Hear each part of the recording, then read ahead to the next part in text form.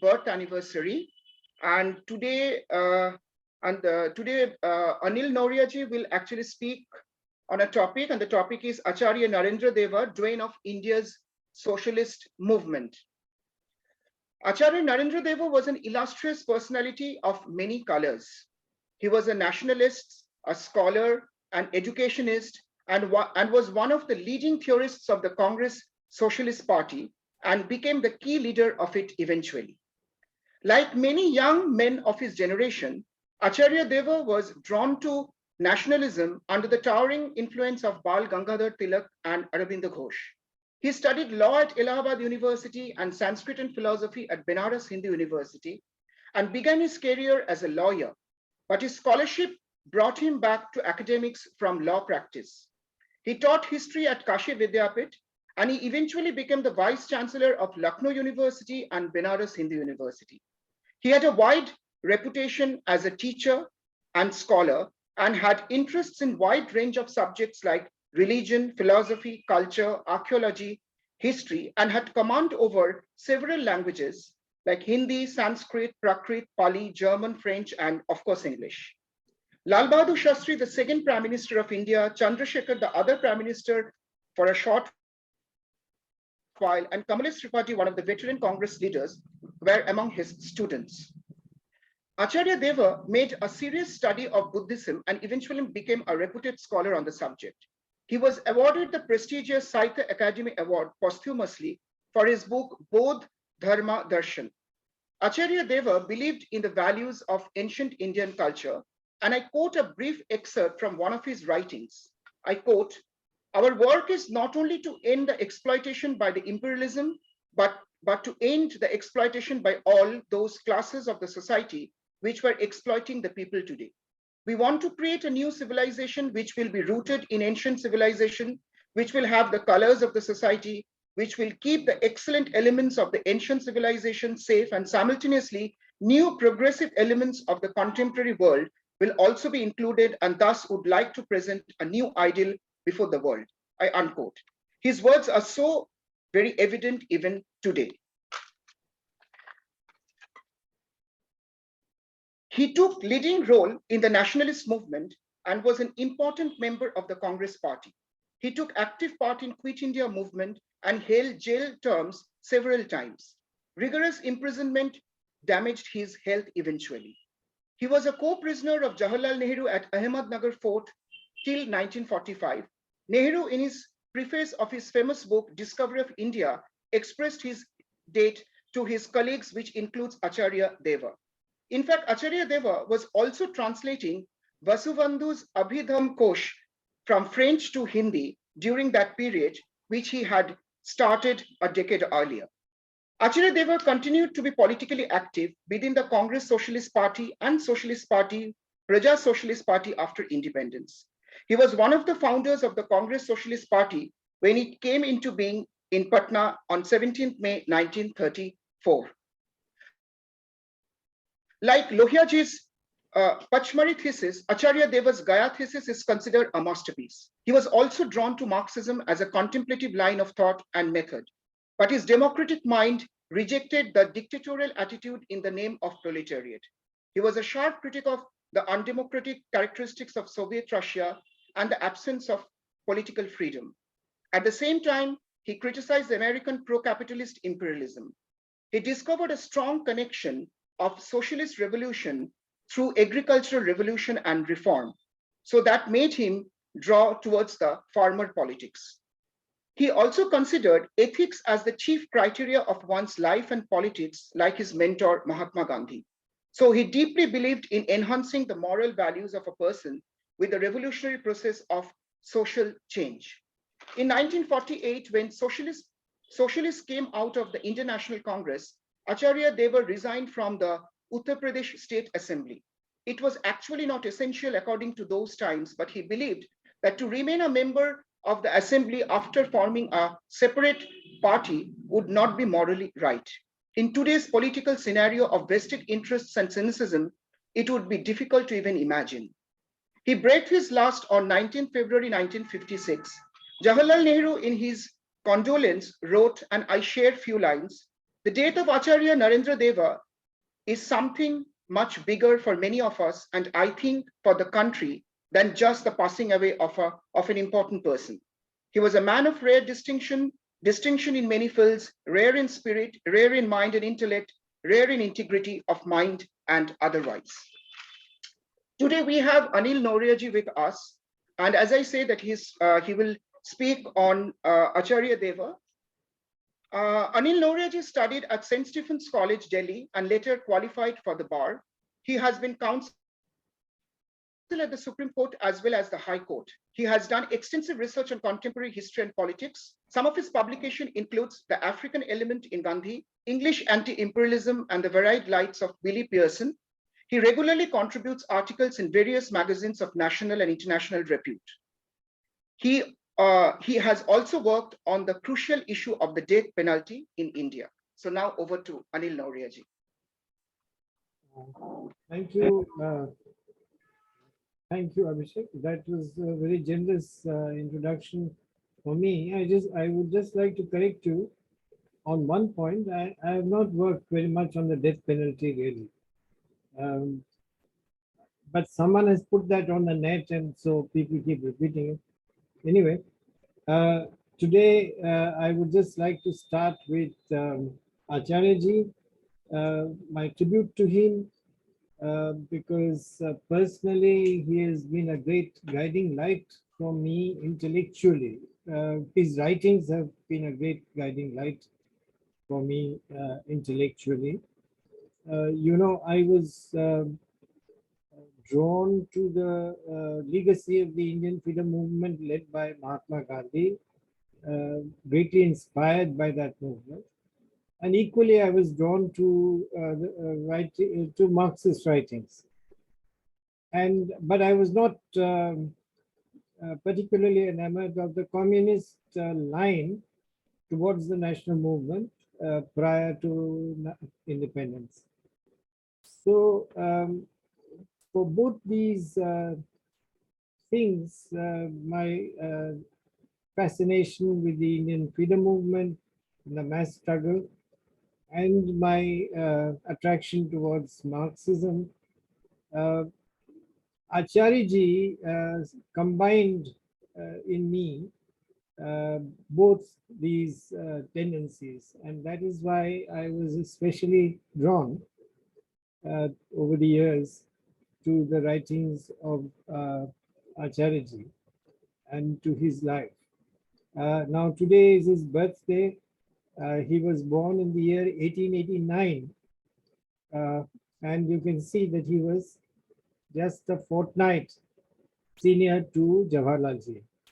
Jawaharlal Nehru was born on 14th November 1889, and Acharya was born on the 31st of October. And this is very interesting because the lives of both Acharya and Jawaharlalji were to connect especially after 1917, and remain entwined in so many ways after the formation of the Home Rule League and especially the start of the non-cooperation movement. I will come to that in a moment, but let me first say that we use the expression Doyen for Acharya. Doyen is the word that is used for the senior most and widely respected, universally respected person in any group or community. And we use that word for Acharya in the socialist movement because generally the socialists who became members, founding members of the Congress Socialist Party in 1934 were young men and women, and Acharya was the oldest amongst them. But it was not just the fact that, as Yusuf Merali has noted in his wonderful compilation of Acharya's writings, which was published in 1946, from Bombay. Yusuf Merali, the famous socialist, Bombay-based socialist and freedom fighter, he notes that Acharya was also the leading intellect. His intellect was widely respected, not just among the socialists, but across the political spectrum. And to come back to the story of Acharyaji's involvement with the freedom movement, it starts, of course, with his, his initial attraction in 1905 or thereabouts. There were excavations in Sarnath, in the Sarnath area, and the lion capital and all those things were excavated there at Sarnath. And Acharya Narendra Deva belonged to that part of the country. Sita, he was born in Sitapur. He moved at a very young age. He was taken by his father to Faizabad, which is just 3 miles from Ayodhya, which would become such a major issue in later years. And Banaras was where he received university education. He was taught by, he was drawn to scholars like Professor Venis, who was an expert in epigraphy and so on, precisely the subjects in which Acharyaji was interested at that time. But then he had also did law, which his father was a leading lawyer in his area. And he was drawn to the Home Rule League once it was set up around 1917. And in his hometown, Faizabad, he became the leading organizer of the Home Rule League. And that is also when he came into contact with Jawaharlal Nehru in that capacity.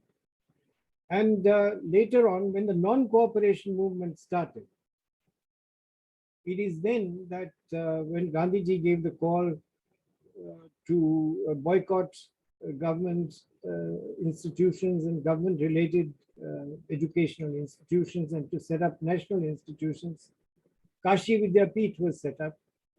And Acharyaji has written that he was included in the governing body of Kashi Vidyapeeth even without his own knowledge. And it is Jawaharlalji who persuaded Acharyaji to accept an appointment as teacher, professor at Kashi Vidyapeeth. And that Acharyaji has written was a major turning point in his life. And the non-cooperation movement, Acharyaji writes about it. Yusuf Merali has also written about it. Achyut Patwardhan has also written about it. How it brought about Yusuf Merali has written that the non-cooperation movement of 1920, the early 1920s, brought about a renaissance in India. And Acharyaji refers to how the non-cooperation movement transformed the lives of so many people. And one of the persons whose life was transformed, or rather 2 persons whose life was transformed, in fact, he mentions 3 particularly by name, Motilal Nehru, Jawaharlal Nehru, and C.R. Das. This is the non-cooperation movement transformed the lives of these people and how they completely changed, their lifestyle changed as a result of this movement. So in Acharyaji's own life, the non-cooperation movement brought him from a life possibly of a lawyer in a district town like Faizabad to becoming a leading intellectual as a professor at Kashi Vidyapeeth and a leading intellectual of our freedom movement. 5 years after joining Kashi Vidyapeeth, he became the Acharya That is the principle of Kashi Vidyapith. About the I was talking about the non-cooperation movement. And one of the interesting points which Acharya makes in his writings about the non-cooperation movement is its interface with the Kisan movement. There are some writings in which the non-cooperation movement or the freedom movement as a whole and the Kisan movement are seen as being in conflict.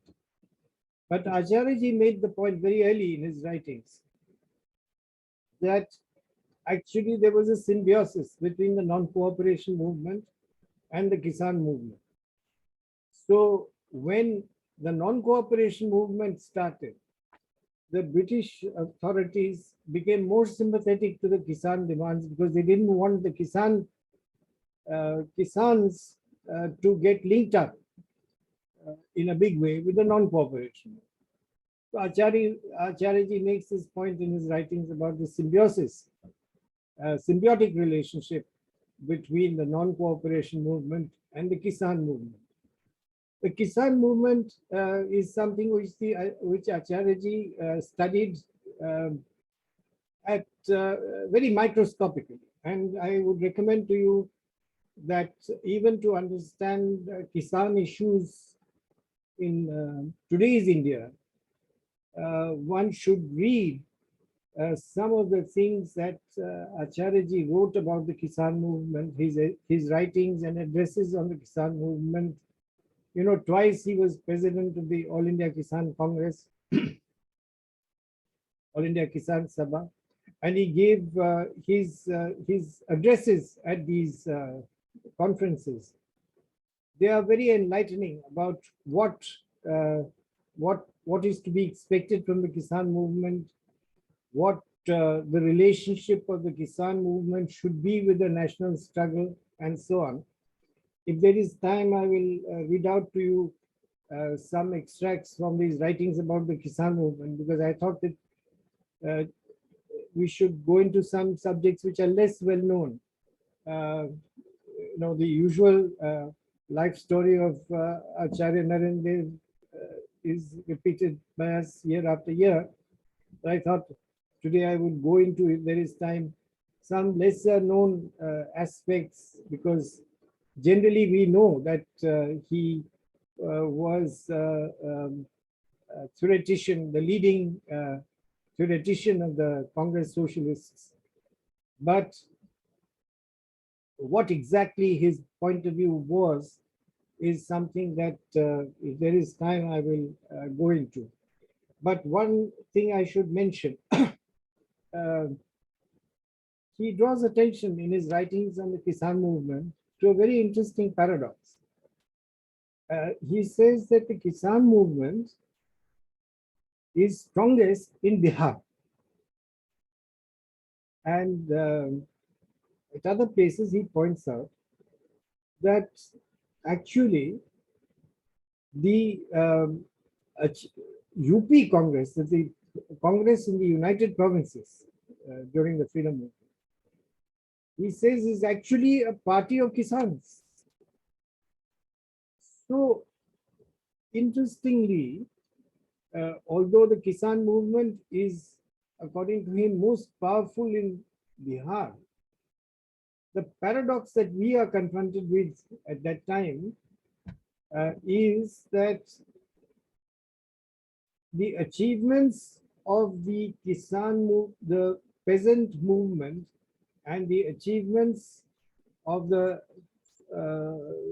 national movement with regard to Kisans and to the peasant issues are greater in UP, in pre-independence UP, and immediately post-independence UP also, because Zamindari was abolished soon after independence.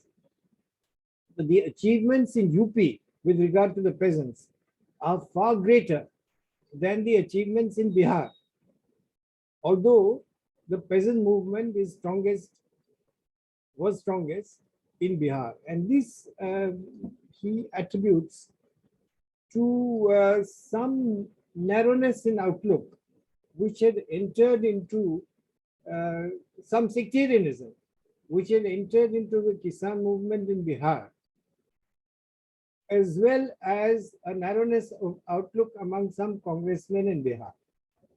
So, his analysis of this is, I'm just giving one instance of a very rare interprovincial microscopic analysis that you find in Acharyaji's writings about the Kisan movement of those days.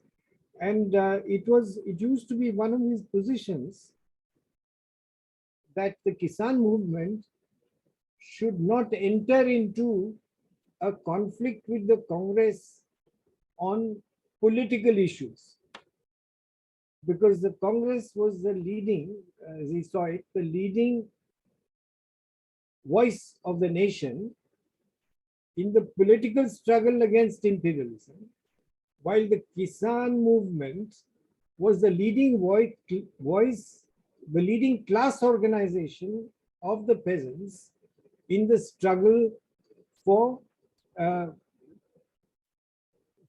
in the peasant struggle. That is, it was the leading class organization of the peasants, while and should therefore be the leading voice in regard to the Kisan struggle, while the Congress was the leading voice of the country so far as the struggle against imperialism was concerned. Now, this is a very interesting position that you find in Acharyaji's writings. His writings are sort of, this line runs through his writings in the freedom movement days. But this was not a line shared by people like Swami Sahajanand, for instance, in Bihar, or by people like Indulal Yajnik in Gujarat. But interestingly, Sahajanand and Indulal Yajnik come to this very position, come to Acharyaji's line in 1945, by which time, of course, much water has flowed under the bridge, and I need not go into all those things in greater detail today. But the point is that Acharyaji's line finally, many people who didn't quite follow that line ultimately saw the light as late as 1945, when perhaps many events that could have been avoided had already occurred or were in full, in process. So this is one aspect of it.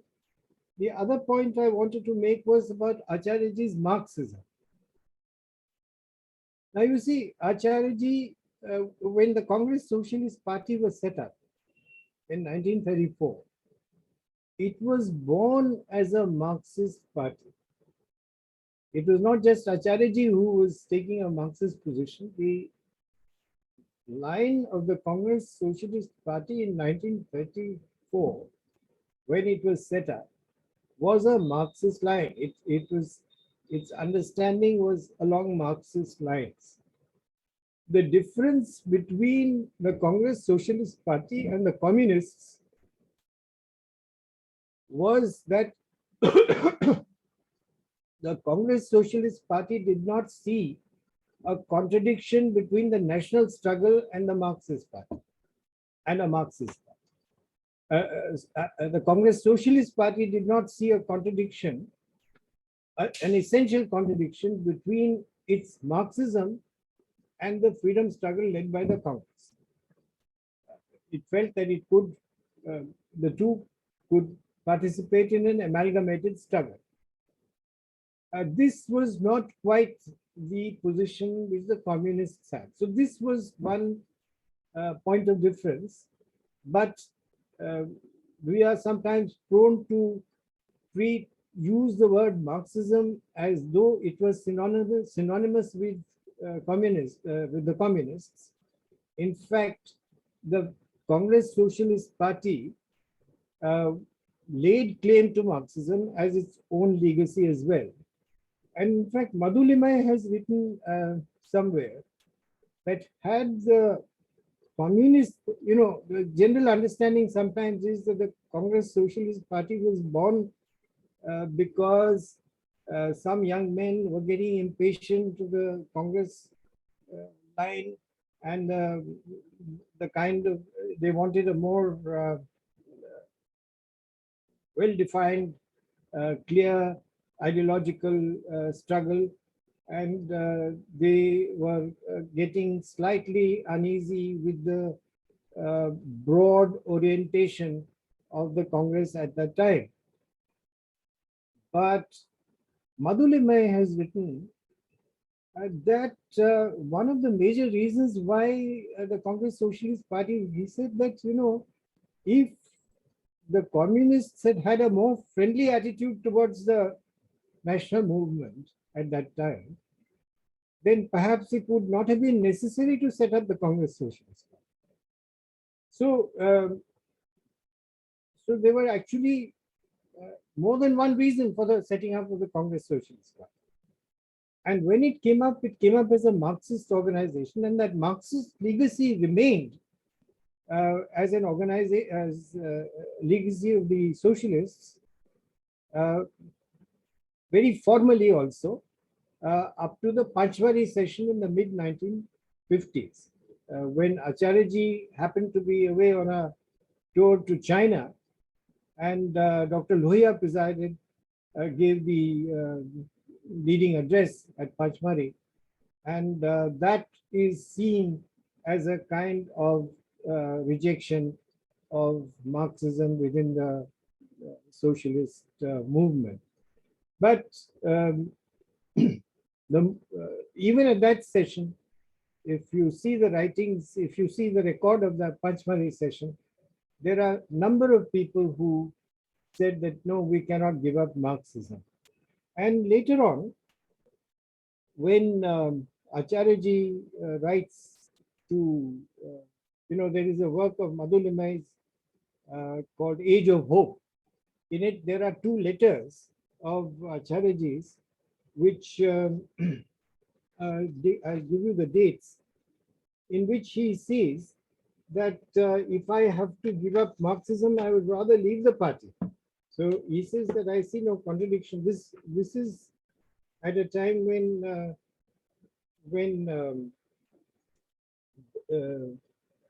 the Praja Socialist Party is being formed as a result of the merger between the KMPP and the Socialist Party. This is post-independence. And at this time, we have a letter from Acharya to Ashok Mehta, in which he says, I have not ceased to be a Marxist by agreeing to the merger. And if I have to abjure Marxism, I would rather leave the new party than be in it. So this is dated 3rd September 1952. And of course, in less than 4 years after that, Acharya was dead. So my observation about Acharya's Marxism is this, that we, in Europe, there have been a number of Marxist strains apart from the communist strain. And they are studied seriously by academics. The various tendencies are studied, are the subject of serious study. And there have been major books written about them. There are major autobiographies, major biographies of leading Marxist figures who stood outside the communist movement. But in India, the opposite happened. The socialists tended to, after Panchwari, and particularly after Acharya's death in 1956, there was only a small group of socialists which engaged with Acharya's writings. because once the socialists thought that they had settled their accounts with Marxism and moved forward or moved sideways, they thought it was no longer necessary to focus or to engage at all with the writings of Acharya. Now, this was a pity because there are in Acharyaji's writings so many insights uh, from which we can benefit today. But they are not. Now, so far as the communists are concerned, they do not read Acharyaji because although he was a Marxist, he stood outside the communist movement, and the tendency among communists is to read very little outside their own party literature. And the Congress tradition does not engage with Acharyaji for the reason that the socialists left the Congress in 1948 after Gandhiji's assassination. Soon after Gandhiji's assassination, the socialists left the Congress. And therefore, the congressmen also do not concern themselves too much with the writings of the socialists, and certainly not with so much with the writings of Acharya. So the result is that the entire political spectrum, running from the communists to the socialists to the Congress, neglects the tradition represented by Acharya Narendra Deva. So my main emphasis today is that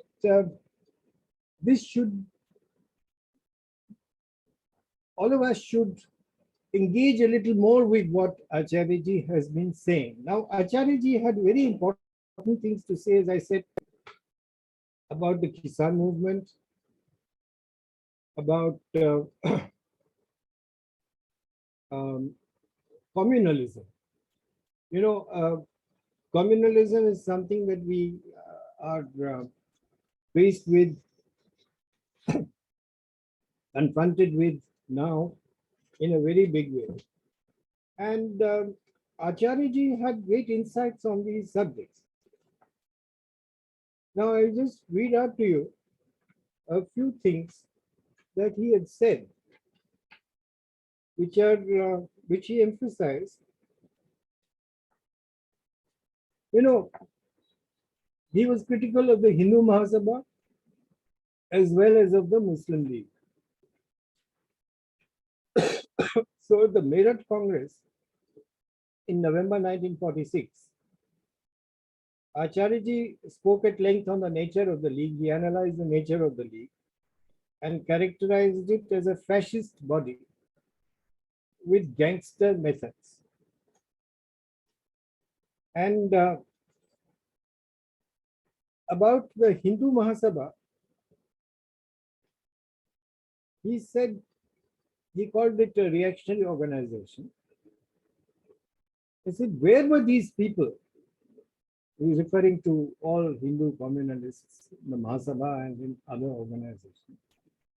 Where were these people when Mahatma Gandhi launched his campaign against untouchability and rejuvenated about 6 crores of Hindus?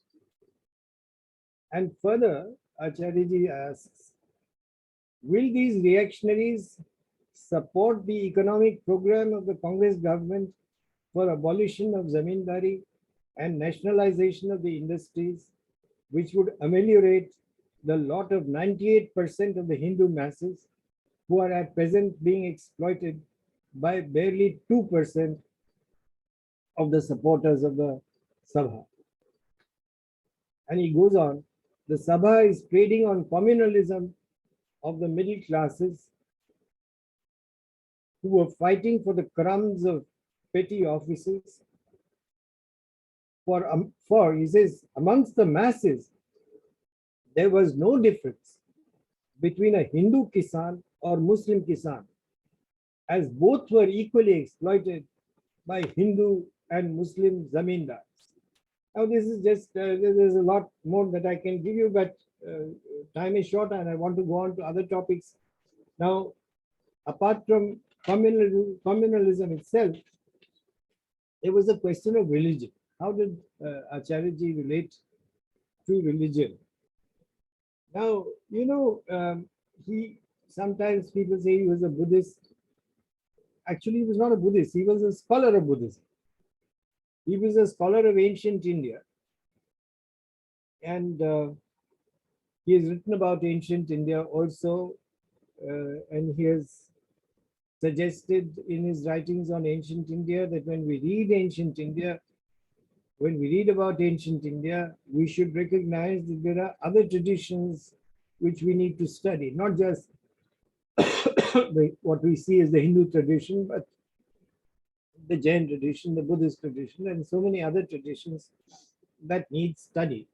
And we should not ignore those traditions. So this is one of the points that he makes about how to study ancient India. And he says it should be, the study of ancient India should be scientific. There should be no unnecessary glorification of it, while at the same time, we should draw inspiration from wherever we can get. This is the line which Jawaharlalji also takes in his discovery of India. The other point is that he wrote major works on Buddhist philosophy. So Abhidharma Kosh, to which Abhishek referred, Abhidharma Kosh was, it's a very interesting text. It is a long text by the Buddhist philosopher Vasubandhu, who flourished around the 4th century AD. Now, Vasubandhu left this huge treatise which covers a vast arena of vast intellectual range, from logic to psychology to philosophy and so on. And it is a compendium virtually of Buddhist thought and thinking. And there are people in Japan, it is said, it used to be said that people in Japan, when they studied Buddhism, they were often advised to spend 8 years studying Abhidharma Kosh. Excuse me. 8 years studying Abhidharma Kosh, and then go on to other aspects of Buddhism. Now, this text, the original Sanskrit text, was missing from India. But there was a Belgian scholar called Poussin, Poussin, Poussin, who had translated it into French from a Chinese version which he was able to get. So this version of Poussin's Acharyaji obtained. And in prison, he translated it, retranslated it to Hindi and Sanskrit. So this Abhidharma Kosh is published in multiple, there are, I think, 7-8 volumes, and they are published by the Hindustani Academy in Allahabad. I had obtained a set many years ago. And they are addressing, this text addresses itself to abstruse Buddhist issues like what happens, what is it, does the soul exist in Buddhism? If it doesn't exist, then what migrates? Because if you have reincarnation, then what is it that reincarnates? What is it that migrates? So all these philosophical issues are addressed in Vasubandhu's Abhidharma Kosh. And the analogy that is used is that of fire, that fire, when it lights another fire, it's not the same fire. So it's that is what transference is all about, and so on. So I don't know if I'm oversimplifying it, but you have to read Abhidharma Kosh to understand some really abstruse issues in Buddhist philosophy. And obviously at that time, when people were in prison, like Acharya Narendra Deva was, Maulana Azad was, and so on, they devoted themselves to some substantive work with which they thought they could change society. So you had Maulana Azad translating the Quran Sharif in prison and giving it his own interpretation. So there is, he is also, Maulana Azad has also translated, it's known as Tarjuman al-Quran, in which Maulana Azad, again in more than one volume, and the first volume is devoted to the Al-Fatiha, that is the preamble of the Quran Sharif. The first volume of Maulana's book is devoted just to the Fatiha. And you can guess what is behind these people's minds. They are thinking of what the Maulana did was he used the Fatiha, his interpretation of the Fatiha, to read the Quran Sharif, the rest of the Quran Sharif, in the light of the interpretation of the preamble, that is the Fatiha. So Acharya ji was doing a similar thing in a way with his study of Buddhism. That is, he was looking for points with which a similar social transformation, the possibilities of a similar social transformation could be brought about. And so he did this translation of Abhidharma Kosh, which I mentioned, and he also wrote a major work called Bodh Dharm Darshan, which was later published by the Bihar Hindi Parishad, Hindi Rashtra Bhasha Parishad from Patna. I think that came out posthumously after he passed away. So all these works have an importance in the lives of these leaders who were living very active lives in the freedom movement, but they were also thinking of how to find elements from our own society which could help transform it in some way. So this is the quest that led people like Maulana Azad to translate Tarjuman al-Quran, and people like Acharya Narendra Deva to translate Abhidharma Kosh, and for people like Jawaharlal Nehru to write the discovery of India. So, they were all looking for meaning in our nation and in our society. And so this is one point that I would like to mention. About the Soviet Union, Acharyaji's view of the Soviet Union was very clear. He saw the 1917 revolution in very positive terms. So he would say that this revolution actually placed the masses at the center stage for the first time in world history. And even his attraction towards Gandhiji is because Gandhiji has understood the importance of masses in changing society, in the importance of mass struggle. And this is what Acharyaji repeatedly says in his writings, that it is for the first time that a leader in India brought the masses into the picture. So it's a similar thing with his admiration for the Soviet Union and for Lenin, that Lenin and the Soviet Revolution of 1917 brought masses to the center stage for the first time. Now, by the time the Soviet bureaucratic structure is set up and other problems come up, Acharyaji becomes critical of the loss of democratic freedoms within the Soviet Union, because he says that socialism means deepening of democratic freedoms, not the watering, not the dilution of democratic freedoms. So that is the kind of Rosa Luxemburg position also, that socialism should mean more democracy, not less. So this was Acharyaji's position. He also held to another position along with it, that our criticism of we should by all means criticize the Soviet Union, but our criticism of it should be friendly, in friendly terms, because it is the one society where a genuine attempt is being made to create a new man, a new human.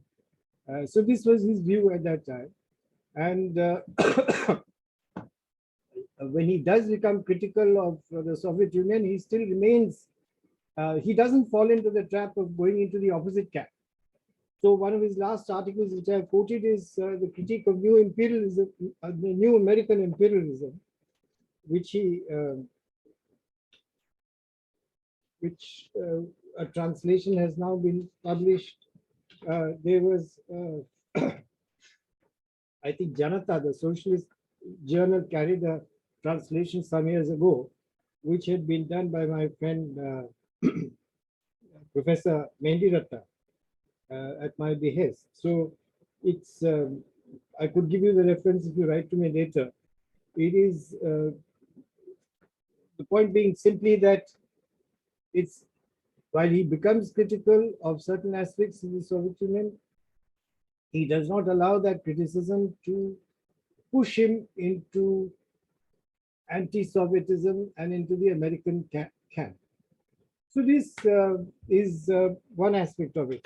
Now let me come back to, I was talking actually about Acharyaji's views on religion. And I was pointing out that he had not become a Buddhist, but he was studying, he was a great scholar of ancient India and of Buddhism in particular, Buddhist philosophy in particular. And he, at the same time, it's a man, any man functions at various levels. You don't function in a compartment. You function at various levels. So Acharyaji was influenced very much by the Bodhcharya, that is the life of the Buddha, and he used to keep by his bedside, because that the ethical insights of that piece, the ethical inspiration that he derived from it, and the strength that he derived from it, he valued.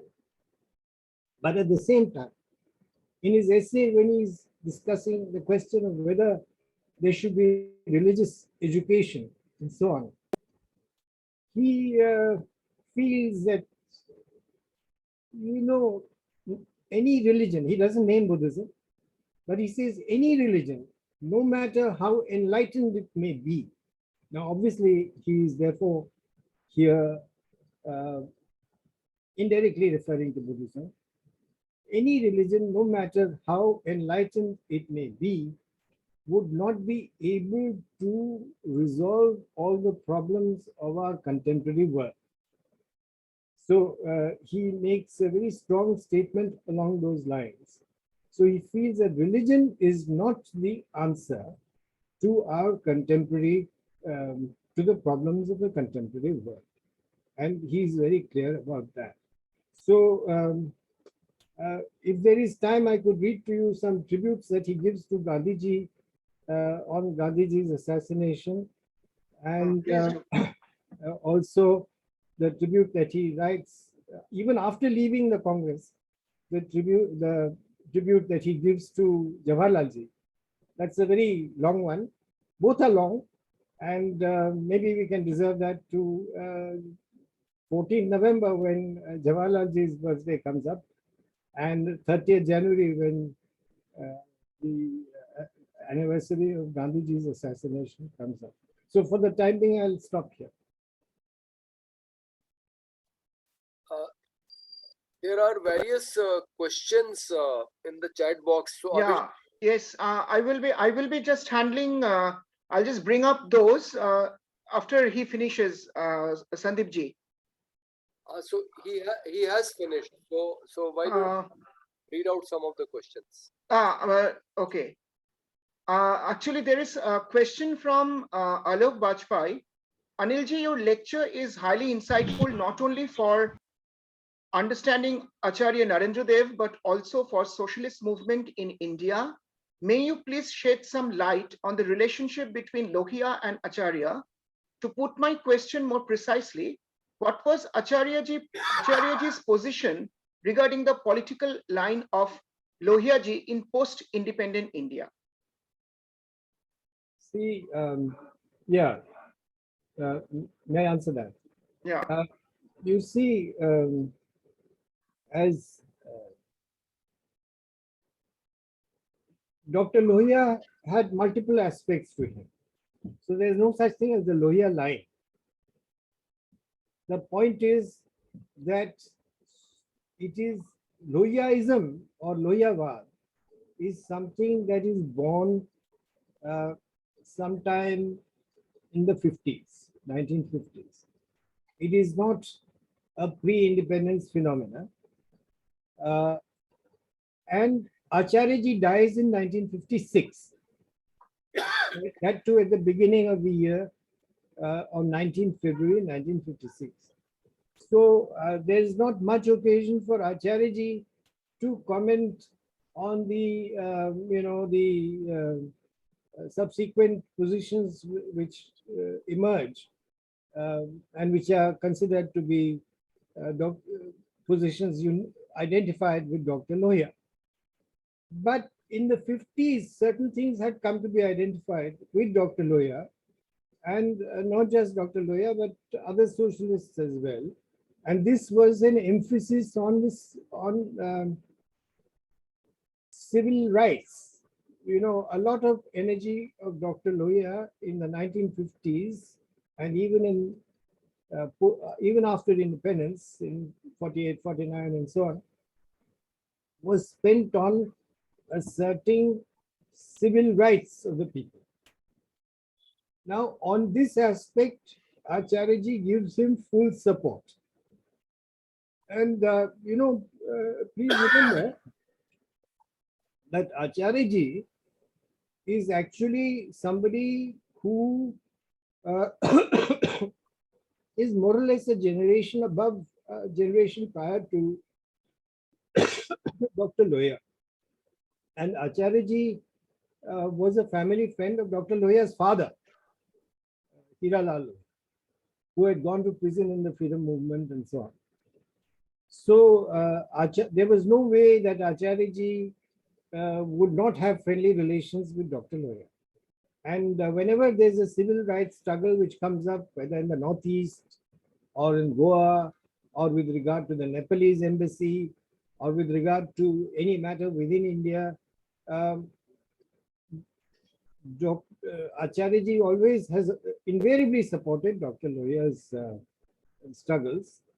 Now, so far as the controversy relating to this, which led to the departure of Dr. Lohiya ultimately from the party in the mid-50s, that related to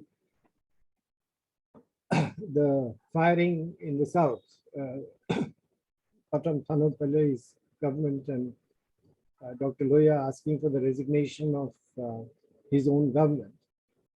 At that time, there were differences, but those differences were of procedure, rather, modalities that should so and so have issued a statement at this time, should it have been done without consultation with the national executive, and so on. And you will find answers to these in Madhulimay's writings, because Madhulimay was also active in those controversies. And in fact, he was the leading, in a way, the leading figure who sort of acted as a catalyst in those matters. So you will find your answers there. But again, as I said, so far as Dr. Lohiya has multiple aspects to him. And Yeah. on most of these, Acharya supports him. But the line that is referred to as Lohyavad, or Lohya's, the line that today you would call Lohya's line or lines, had not really emerged, when by the time Acharya died in 1956, in February 1956. So there was not much occasion for him to take a stand on that. Yes, on the Pachmari matter, when Acharya was away in China on a study tour, and Dr. Lohya presides over the Pachmari session and gives a speech. The presiding speech is not debated. So he made a speech which more or less is looked upon as a kind of socialist retreat from Marxism. But then, in a way, Acharya reiterates his position by saying that, I'd rather not, I'd rather leave a party than give up Marxism. So, Anilji, there are a couple of other questions, and there is from Nageshwari, there is a question. Can you share a few more thoughts on Marxism and Acharya's connectivity? So should I read the questions, and or is it that you answer and then it's your answer and then the question? Because the next. now some questions are Abhishek.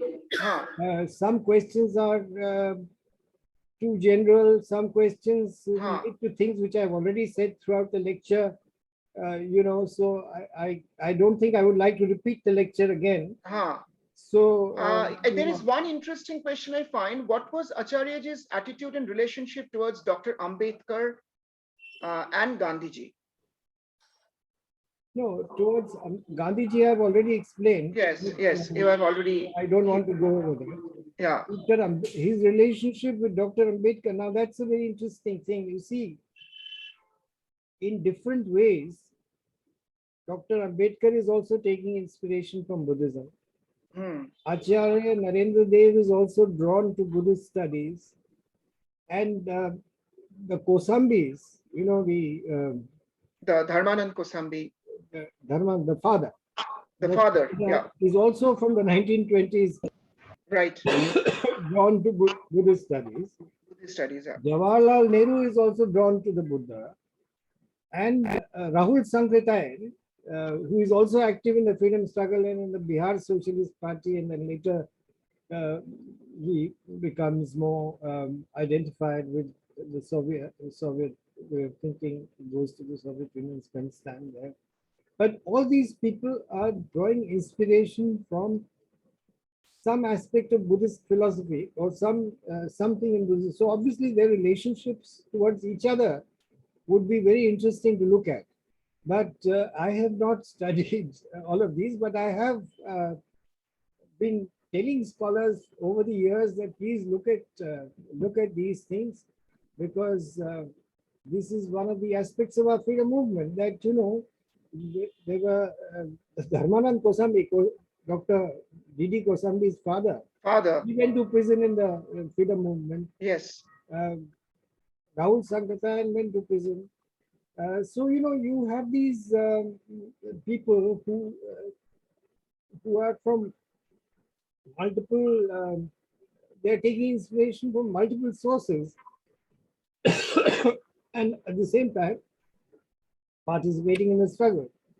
And Rahul Sankritain is also participating in the Kisan movement. He was very active in the Bihar, in the agitation relating to UP and Bihar.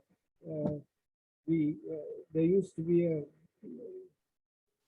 there was a specific problem that arose in Bihar about land that is left fallow after a tenant is removed from there. Fresh, when it is sold in execution of a decree, which was known as Barkash tenure. And there was an agitation over that, in which Rahul Sankritain is very active. So all these things need a lot of study. My suggestion today is I'm not here to give you answers. What is the relationship with X with Z and so on. Right, right. I'm only saying to invite people to read more. Yeah, Anilji, I just read out few comments, which were, I think, very well written. Acharya was one of the leading theorists of the Congress Socialist Party in India. His democratic socialism renounced violent means as a matter of principle and embraced the satyagraha as a revolutionary tactic. So nowadays, every political line, they don't use this tactic, and it's insightful information, and thank you. This is from Karthika Muruge. And then there is from, I think, Faisal Nisha. In my mind, first of all, Karl Marx, the German political philosopher and economist who would become one of the most influential thinkers, or one of the influential thinkers, influential socialist thinkers in history, is best before, but now it seems to be changed as Acharya is the most influential socialist. And so anyway, any other questions that anyone wants to ask here?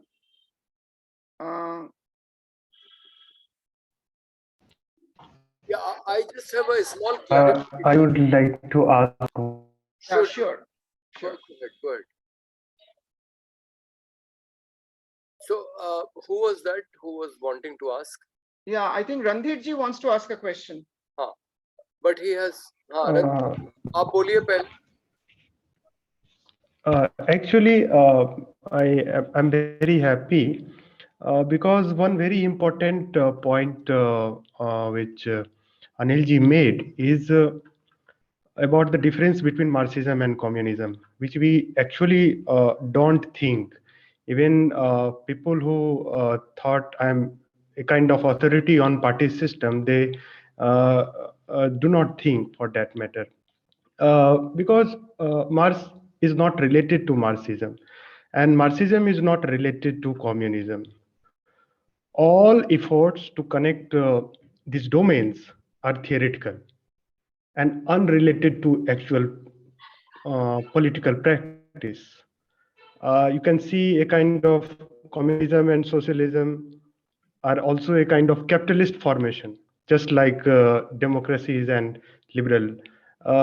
Because when we think about that, Stalin, when he broke with Marxism in mid 1920, and Mao Zedong was always directing, China towards a capitalist or capitalism. About a kind of party system, what kind of party system Acharya Narendra Deva wanted, whether a mass-based or cadre-based. And that is something which we never, thought about a kind of, we can see the kind of disillusionment of with party system. Jayaprakash Narayan, finally they converted into a kind of Gandhism, and they criticized a party system as, but we can see the good line of Raman Lohia, but we never thought, even we know that Mahatma Gandhi wanted to see Acharya Narendra Deva as a president, but we never ever thought about a kind of what kind of party system or what kind of party structure Acharya Narendra Deva thought about. So if Anilji can help us to understand his understanding of party system, then that would be a very good thing for all of us.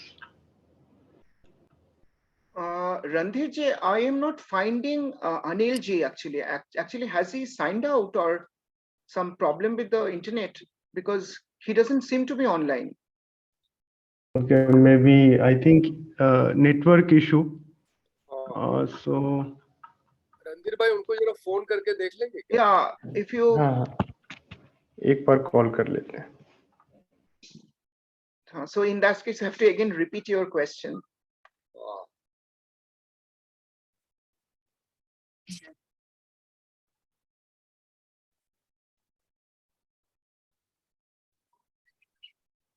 आ गए. He's coming. आप थोड़ा संक्षेप में रणधीर भाई कह दीजिए, बिल्कुल। Time भी हो। अच्छा, कोई बात नहीं, वो बस संक्षेप। आपका क्वेश्चन बहुत अच्छा है। Yeah, Anil ji, are you online? I can see him online, but I think he's in a mute mode. I was cut off, so Oh I'm yeah, back now. actually Randhir ji has he has a very, what should I say, a very good question, a very thought-provoking question. So Randhir ji, please ask your question, maybe in a brief. Whose question? I'm sorry, I got cut off, Randhir, so I don't know. Randhir ji from Society for Communal Harmony. He asked you, he was asking you a question and you just went offline. So I request him to ask his question again, maybe a little briefly. Yes, please. Yeah.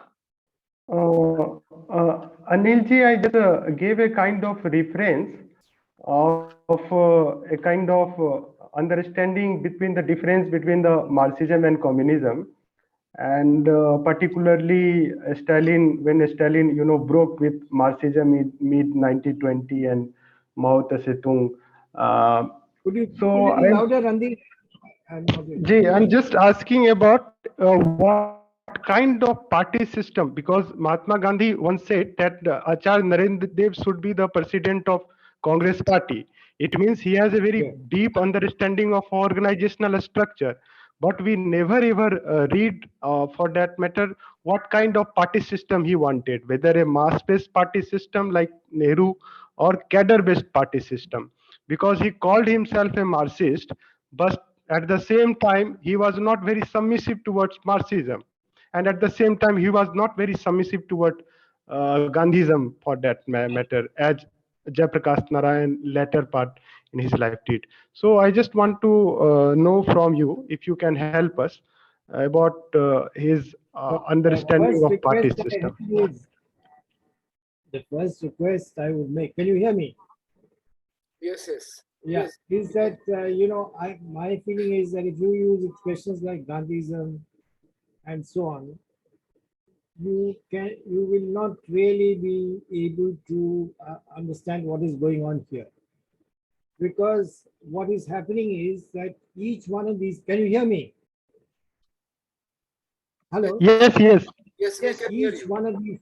Each one of these people like Acharya Narendra Deva, like Mahatma Gandhi, like Jawaharlal Nehru and so on, they are functioning at multiple levels. And their functioning is intersecting at multiple levels. You see? So now, for instance, Acharya Narendra Deva was asked once that, are you attempting a synthesis of Gandhi and Marx? So he said, no, I'm not attempting a synthesis of Gandhi and Marx. And in fact, he quoted here from Marx himself. Marx's address at the Amsterdam conference in the 19th century, I forget the exact date, where Marx says that, in England, America, he's speaking in Amsterdam, Holland, and he says that in England and in America, and perhaps in your country, that is, he's telling the Dutch, perhaps violence will not be necessary in order to bring about a revolution. So Acharya-ji, who had made a very Acharya-ji had made a very deep study of Marxism, and so he was able to point out that Marx himself did not prefer violence, as though violence is something essential or necessary in order to bring about a revolution. He said if the goal could be achieved without violence, he would naturally prefer that. And even among socialists in India, if you see Ashok Mehta's writings about Nepal, when the changes were taking place in Nepal in the 1940s and early 50s. So Ashok Mehta says that, look, if a change occurs without violence, then we would prefer that. But if a change if violence becomes necessary, as in Nepal, he refers to Nepal as an instance, then that's a different case. So he's making the same point which Marx is making in the 19th century, that there is nothing intrinsic about the notion that some Marxists have, that violence is an essential part of our Right. even Fanon in relation to Africa makes that, seems to be making at some points this kind of an argument. But Marx doesn't accept this argument according to Acharya, and therefore Acharya answers this question in the negative. He says, I'm not attempting any synthesis between Gandhi and Marx. Gandhi wants a non-violent struggle, and there is nothing in Marx which insists on a violent struggle. Anilji, And then thank you. secondly, I've not finished. Just one Yeah. minute, Abhishek. The other point is that this whole constructive work and so on, which Gandhiji initiated, this appeals to Acharya.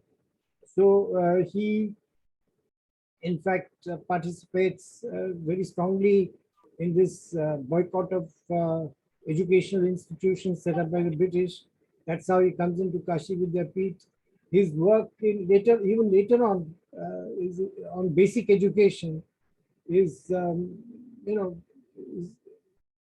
he basic education is advanced in the United Provinces once the Congress government is formed in 1937, and in that Acharya plays a major role here. He heads certain committees on that. Then there are so many other aspects of the struggle led by Gandhi, in which Acharya is so active. So he doesn't see any contradiction there.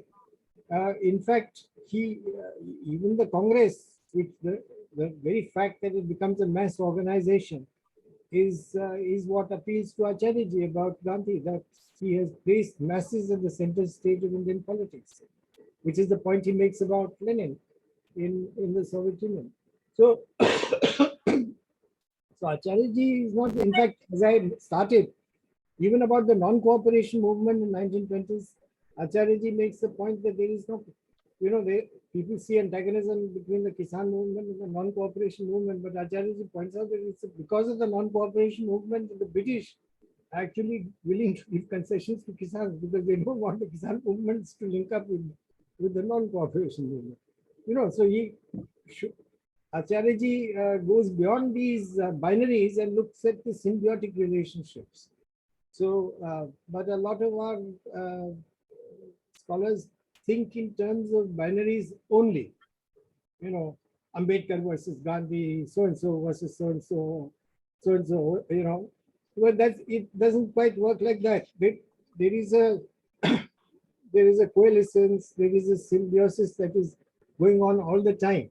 There is an interface. There is an interaction. Each one is learning from the other and advancing one's position. So there are all these factors to be looked at. We are always interested in conflict of interests, actually. Yeah, I think Satyanath Chaudhary ji actually has something to ask. He was raising his hand. Sir, please ask your question. Yeah, I have a couple of questions put in the chat box, but I'll read them. What is Lohiyavad? Can you please explain? And the next question. What is? Lohiyavad. Lohiyavad? Yes. Lohiyavad, actually. I have not coined the term, but it is the Hindi version of Gandhism. I mean, if you say Gandhism, in a similar way, if you don't say Lohiyaism, you say Lohiyavad. Yeah, so what is it? Can you please explain that? The next question. I'm not an expert on Dr. Lohia. I've come to speak on Acharya Deva, right. So please don't take me off the point. I only made the point that the birth of Lohiyavad as an ideology comes in the 50s and later. It is not a pre-independence phenomenon. Pre-independence, there is the Congress Socialist Party, which has its own line, and there are leading Congress socialists of all kinds, of which Dr. Lohia is one of them, and perhaps one of the younger figures among them. Actually, Randhir one thing to you. I think many people were asking for the feedback form. So if you can just paste the feedback form in the comment section. And actually, thank you, Anil ji, for your very insightful and thought-provoking in-depth discussion on Acharya Narendra Deva's life, politics, and scholarship. And today's session was supposed to be chaired by Mr. Prakash Shah, social activist from Ahmedabad, but he couldn't come online, I think, due to technical reasons. So let us consider Sandeep Pandeyji as the chairperson. And I just want to make a very brief comment, not a question. Oh, wait a minute. I think Sandeep Pandeyji had abdicated in favor of Satyanath. Yeah, Satyanath Chaudhary ji will make the final comment. Okay, fine. I just a very brief comment to Anil ji, which is that as we were discussing about Maulana Azad, Narendra Deva, and Jawaharlal Nehru's, scholastic quest, and how they were actually, I think, when they were actually writing, researching, even compiling texts and all, I think it was very interesting that they were all trying to connect ancient Indian values into contemporary relevance in context to politics, history, and society. I think even in that time, so the idea of India, or even to create a that I think that especially the identity to in context to Indian identity, I think there it was a very interesting their scholastic the way they were exploring the texts, the ancient texts, and even writing the ancient Indian and the medieval Indian history and all. I think this is very interesting. Before Satyanath Chaudhary ji makes his presidential remarks, I have just a factual clarification from Anil Nauriya ji. Anil bhai, ये जो All India Kisan Sabha Sahajanand Saraswati का था, did the same organization continue and becomes CPI's farmers front? No. The Sahajanand Saraswati's organization was the Bihar Kisan Sabha in Bihar. Okay. Then once the CPI took over the All India Kisan Congress, and the All India Kisan Congress was born with the Meerut session in 1936, where all Kisans had come from all over the country, and Kamla Devi Chattopadhyay presided over that meeting in Meerut, which led to the birth of the All India Kisan Congress, which became the Sabha.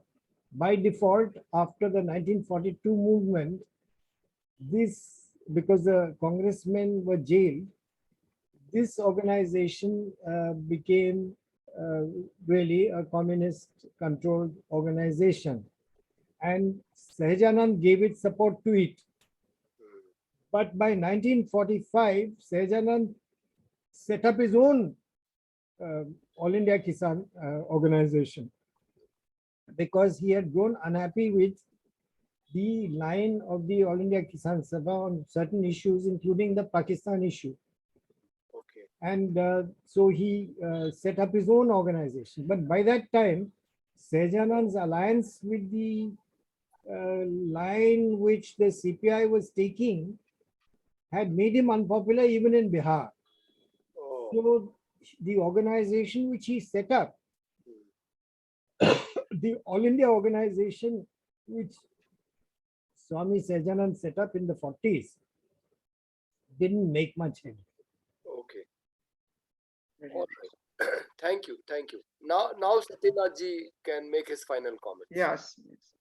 Well, actually, I do not know much about Acharya, so I would just conclude with one more question to Nauriya ji, if he could explain. You see, to my mind, even a hawker on the streets is really a capitalist, is it not? And I'm sure you would say that he or she is in a way capitalist. So moving over from there to a couple of stores that are run by a few people, 2 or 3 or 4 or 5. These are all capitalist institutions. Now, if they were all to be taken over by the government, it would be impossible. So at the lowest level, I think the capitalism is going to remain, should remain there. And I have wondered for a long time, how should we move from there to bigger and bigger, companies or whatever corporation, to kind of bring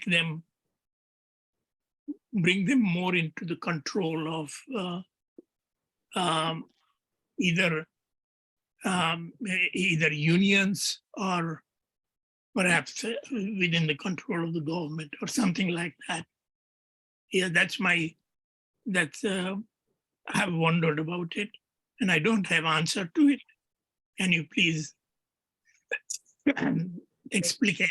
I can, suggest that you look at there was a small controversy between Acharya Narendra Deva and Aruna Asaf Ali in the 1950s. Aruna Asaf Ali had set up her own organization. I forget the name.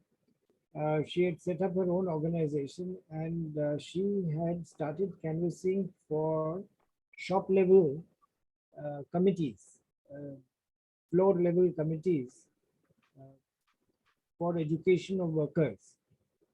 And on that question, there was a controversy between her and Acharya, in which Acharya has certain things to say. You can perhaps look at that to get the answer to your question. I think that also will answer that. Somebody put a question about, I think Randhir put a question about Acharya's view on party organization and so on.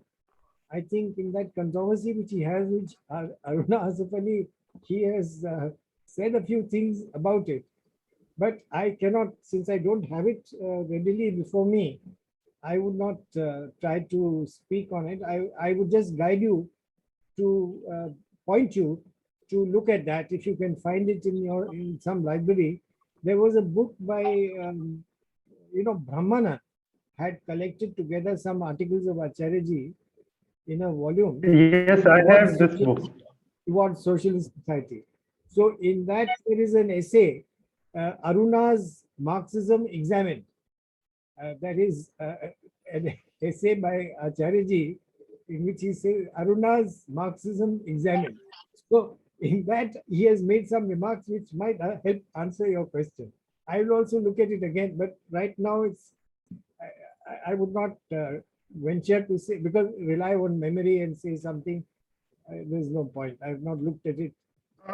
Anilji, is the name of the organization National Federation for Indian Women? You will have to check it up. It is. I have also referred to that organization in some of my writings, but at the moment I do not exactly recall the name. It was a very brief, short-lived organization which Aruna Asaf Ali had set up because she couldn't really settle down in any party for a long time. And ultimately, she focused on looking after Patriot and Link as journals. But throughout that period, before that, she could not really settle down in any party. So for a while, she had set up this organization, and she said something, and to which Acharya responded. So now, but right now, I do not quite remember exactly what it was, but but I remember that in that response, Acharya sets out some of his views on these matters. Perhaps you could mention that and those things, those links to the book or whatever in SPI. Yeah, I think he has it. Randhir has the thing, so Randhir will mention. That article is called Aruna's Marxism Examiner. So Yes, that is in Jamia Library. Okay. it is in that book, Towards Socialist Society, edited by Brahmana. Okay, you and can Also, mention today I it was in looking for it. I SPI. couldn't find it in my library. It is in my library, but I couldn't find it out. So I was looking for that book also today. Right. ठीक है. Anilji, just one. I once read Aruna Asif Ali's one letter in Bangla. I think it was published in the famous Desh magazine, that she was thanking her uncle and who sent her a book called Soviet Economics. I think that was probably year 1924-25. And so she was barely, say, 15 or 16 years old, or say 17. So she was thanking her uncle that, thank you so much. I'm deeply impressed reading the Soviet economics. So anyway, thank you. So should we end the session here? No, she was Aruna Ganguly. She was Aruna Ganguly. She was And she Aruna had a Ganguly. Calcutta connection. Aruna Ganguly. Her uncle Enin Ganguly was a son-in-law of Rabindranath Tagore. So they, in that one of those letters I've read. Yeah. So Okay, so yeah, I think we can close now. But let us plan for some future sessions. तो रणधीर भाई 19 नवंबर को तय हुआ है, professor Anand Kumar बोलेंगे relevance of socialist party in present times. उनको ये वाला लेक्चर सुना दिया जाएगा ताकि वो कुछ और बेहतर तैयारी करके आएंगे, क्योंकि because this is the best session. और प्रोफेसर आनंद सर का तो अपना आचार्य नरेंद्र दीप के साथ अपना एक पारिवारिक कनेक्शन भी है. और हमको लगता है कि 14 नवंबर के आसपास अनिल नौरिया जी का नेहरू पे रख लीजिए. और उनकी व्यस्तता रहती है, अगर अनिल जी के पास टाइम हो तो. अब आप मुझे कुछ दिन के लिए रेस्ट कर दे. अच्छा. कोर्ट खुल गए, बहुत सारा प्रेशर एकदम आ गया है. नहीं, असल में नेहरू पे भी आप ही ने ज्यादा अध्ययन किया, तो ये नेहरू वाला कर दीजिए, फिर हम लोग 2-3 महीना आपको डिस्टर्ब नहीं करेंगे. Yeah, I think for Nehru, Anil ji is actually the best person. And last year, I think Anil ji remembers that we had a conversation on Nehru. Yeah. On 14 November. चलिए वो रणधीर भाई अनिल जी से बात कर लेंगे. और उसके पहले एक सत्र कोई और रख लिया जाएगा, हम और आप बात कर लेते हैं रणधीर जी उसके बारे में. हाँ जी. And Sandeep ji, one thing to tell you, I contacted Mrinal and Pihu for that group study discussion. And so Pihu had some very interesting points and some very relevant points. So maybe, because I'm not available from 3rd to 7th, maybe after that we can have an online meeting on that. Even I welcome Randhir ji also should take part and give us suggestions. ठीक है. Yeah. Okay. ये जो आदत लोगों की छूट गई JNU में कि सर्किल से बाहर और सिविल सर्विस की स्टडी करते हैं, we have to bring all those people into our circle and have a good engagement, academic engagement for that matter. जी ठीक है. तो हमें लगता है फिर आज का बंद किया जाए, क्योंकि 1.5 घंटा हो गया है. Thank you very much. Good night. बहुत धन्यवाद. Thank you.